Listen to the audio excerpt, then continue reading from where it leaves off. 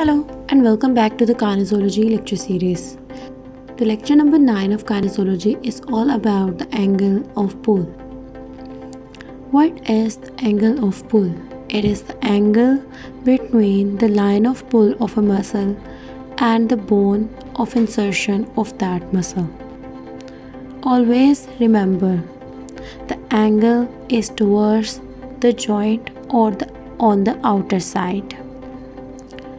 That line of pull is basically describe the direction of the muscular force and always directed from the insertion point to the origin, and the force needed to undergo a movement depends upon the angle of pull, and that force has two components. One is the rotatory and the other one is either stabilizing or dislocating component.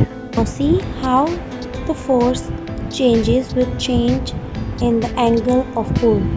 Now, if the angle of pull is equal to the 90 degree or at the right angle, then it is equal to the rotatory component of the force. Hence, the maximum movement will take place in this case. And if the angle is less than 90 degree, then it will be the stabilizing component of the force, as the force is directed towards the joint and the joint are approximating to make it more congruent and Stabilized.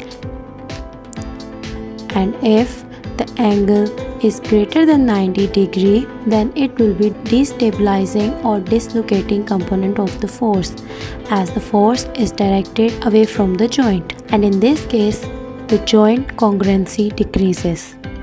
If we try to summarize, then for maximum movement the angle of pull should always be equal to 90 degree or at right angle. If you like my video, then like, share and subscribe, and don't forget to press the bell icon. Thank you.